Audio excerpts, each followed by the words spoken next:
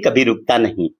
दोस्तों, नागपुर महानगर पालिका नागपुर हाल ही में होने जा रहा सारे महाराष्ट्र में चुनाव जो कि कारपोरेशन द्वारा है, कारपोरेटर के लिए है। दोस्तों, सच कहा है किसी ने कि शोला हूं भड़कने की गुजारिश नहीं करता, कि शोला हूं भड़कने की गुजारिश नहीं करता, सच मुंह से निकलता है कोशिश नहीं करता, गिरती भी दीवार का हमदर्द हूं लेकिन चढ़ते हुए सूरज की परस्तिश नहीं करता। आप देख रहे हैं हिंदुस्तान का सबसे फास्ट चैनल IBN 50-50 न्यूज। आइए, नागपुर महानगर पालिका का ये चुनाव और मैं आपको लिए चल रहा हूं खास प्रभाग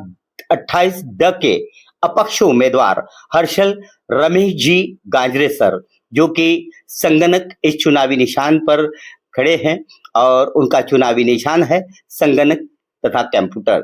तो दोस्तों, हम रूबरू करते हैं IBN चैनल न्यूज के माध्यम से खास प्रभाग 28 ड के हर्षल रमेश जी गांजरे सर। नमस्ते सर। नमस्ते। सर, मैं कुछ सवालात जो कि आपको पूछने जा रहा हूं। प्रभाग 28 में अनेक सी समस्याएं हैं, मतदारों की समस्या रहती है और आप इस वार्ड के लिए अपक्ष खड़े हैं और अपक्ष उम्मीदवारों में ज्यादा जोश रहता है, ज्यादा हिम्मत रहती है, यह हमेशा देखी गई है। तो यदि प्रभाग 28 के मतदारों ने यदि आपको भरपूर मतों से चुन के लाया, उनकी अपेक्षा का हल आप किस कदर करेंगे? पहले तो मैं शुक्रिया अदा करना चाहता हूँ। ये IBN 50-50 के न्यूज चैनल ने मुझे एक संधि दी है। यहाँ पे इंटरव्यू में उन्होंने इंटरव्यू लिया है जिसमें मैं मेरा इंट्रोडक्शन भी करवा रहा हूँ और जो उनके सवालात है उनके जवाब देने की कोशिश कर रहा हूँ। कि अभी जैसे कि महानगर पालिका 2026 का जो चुनाव लगभग में शुरू हुआ है और 15 जनवरी को उसका चुनाव होने जा रहा है, तो उसमें मैं नागपुर के प्रभाग 28 ड ये विभाग से चुनाव में खड़ा हूँ अपक्ष उम्मीदवार करके, और मेरा चिन्ह जो है इसका वो है संगणक। तो आपका जो प्रश्न आपने किया है कि मैं यहाँ पे खड़े होने के बाद लोगों के लिए क्या कर सकता हूँ या मेरी क्या इसमें करने की कोशिश है, तो इसमें ऐसा है कि इसके पहले भी मैं विधानसभा के जो इलेक्शन हुआ था 2024 में, उसमें एक अपक्ष उम्मीदवार की इसमें ही खड़ा था और उस समय भी मेरा जो चुनाव चिन्ह था वो संगणक था। अभी इस समय भी मैंने वही चुनाव चिन्ह नगर पालिका चुनाव में वही चिन्ह लिया है और इसमें मैं इसके लिए खड़ा हूँ कि देख सकता हूँ कि इस चुनाव के अंदर जब मैं अपक्ष उम्मीदवार हूँ तो मुझे लोगों से कितना सपोर्ट मिल पाएगा और चुन के आने के बाद मैं लोगों के लिए क्या कर सकता हूँ। तो जो प्रभाग की समस्याएं होती है जैसे कि एजुकेशनल समस्याएं हैं, उसके बाद रोड की समस्याएं हैं, बहुत सारी लोगों की दैनंदिन लाइफ में जो छोटी मोटी समस्याएं होती है उनको सॉल्व करने की कोशिश ये चुनाव में खड़े होने के बाद, चुन के आने के बाद मैं कर सकूं। इसके लिए मैं कोशिश कर रहा हूं कि इसके लिए मैं ये चुनाव में मैंने अपना नॉमिनेशन किया है। तो चुन के आने के बाद पहला तो ऐसा है कि मैं जैसे जो नगर सेवक की जिम्मेदारियां होती है उनके प्रभाग में उनका प्रभाग की जो समस्याएं है, जो भी वहाँ के कार्य है वो नगर सेवक को करना होता है। जैसे उसके रोड है, उसके बाद नालियों के काम है, उद्यान है और बहुत सारे लोगों की जो समस्याएं हैं वो जब हमारे पास लेके आएंगे तो उनको पूरा करने की कोशिश मैं हमेशा करूंगा और यही माध्यम से मैं उम्मीदवार चुन के आने के बाद बहुत जो भी चीजें रहेंगी वो सब मैं करने की कोशिश करूंगा। नमस्ते हर्षल सर। और सर, जैसा कि आप जानते हैं कि हिंदुस्तान में थोड़ा सा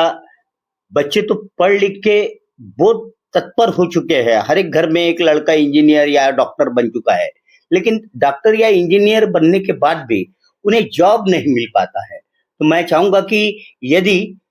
आप यहाँ प्रभाग 28 से चुन के आते हैं तो यंग जनरेशन जो कि पढ़ी लिखी है उनके लिए आप क्या कार्य करोगे? पहले तो जो अभी यंग जनरेशन है, जो पढ़े लिखे हैं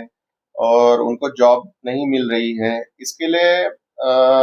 ये चीजें तो मुझे पता है कि अभी जनरेशन वैसे चल रहा है कि सारे जगह जगह पे बच्चे बहुत सारे कोई हायर क्वालिफिकेशन होके पढ़ा है, कई छोटे मोटे जॉब करके अपना गुजारा कर रहे हैं, लेकिन उनके क्वालिफिकेशन के हिसाब से उनको सुटेबल जॉब नहीं मिल पाती है। तो अभी भी मैं उम्मीदवार ना होके भी अ, वही मेरी कोशिश चलती है। मैं बहुत लड़कों को अभी तक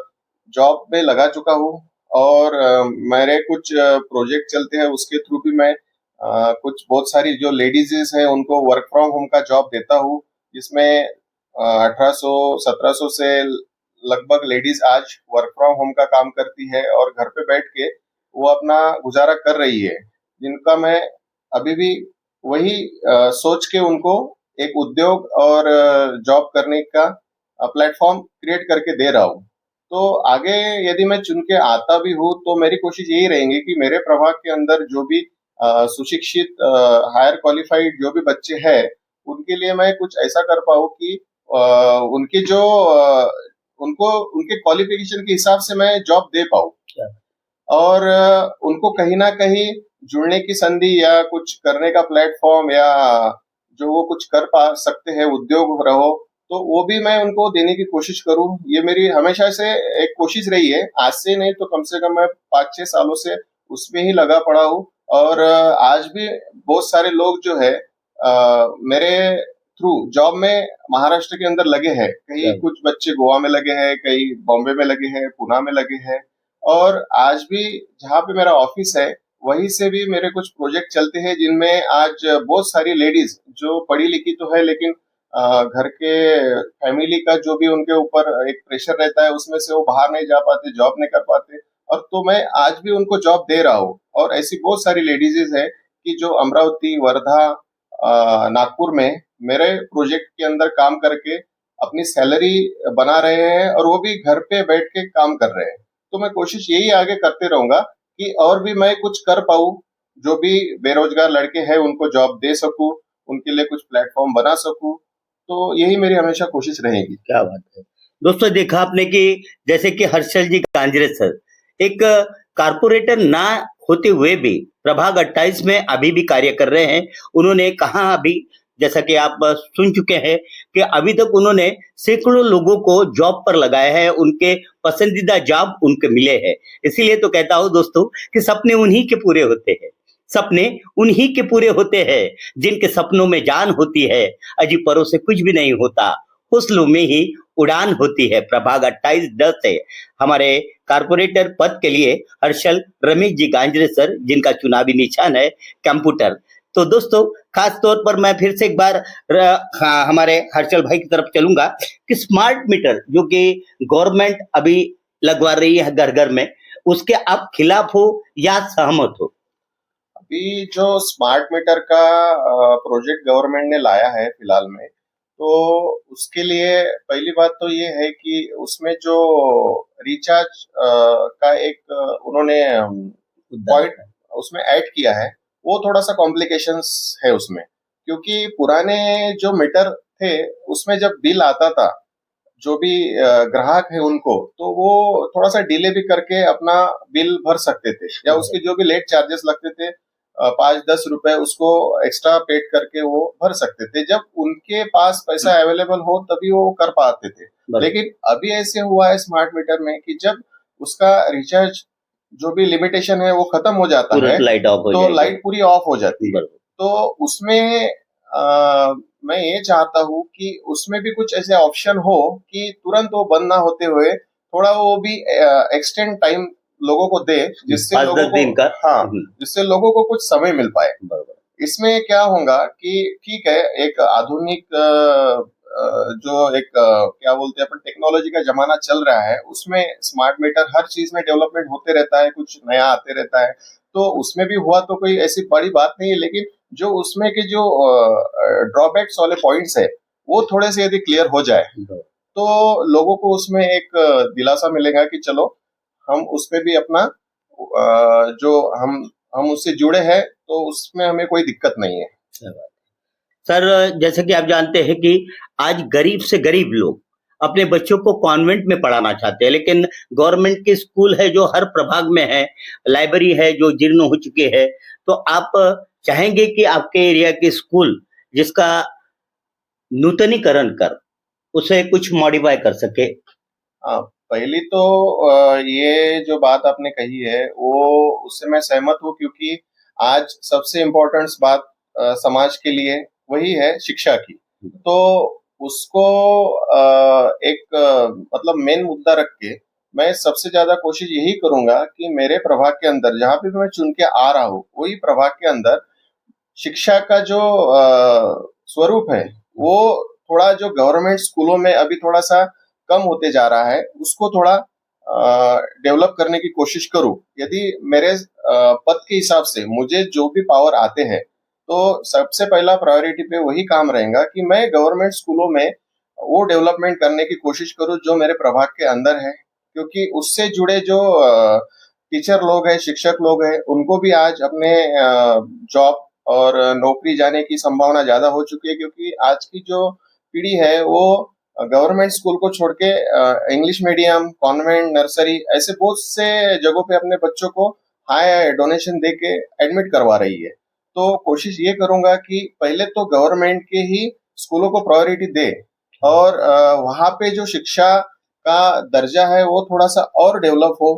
लोगों को लगे कि नहीं हम हमारे बच्चों को जैसे इंग्लिश मीडियम में एडमिशन दे रहे हैं वही चीज यदि हमें गवर्नमेंट स्कूलों में मिले, वहां पे सारी बातें हो, तो क्यों हम बाहर जाके प्राइवेट स्कूलों को एक्स्ट्रा पैसा दे। जिनके पास पैसे होते नहीं है वो लोग भी कहीं कर्जा लेके अपने बच्चों को पढ़ाने की कोशिश करते हैं और आजकल नर्सरी से ही बच्चों को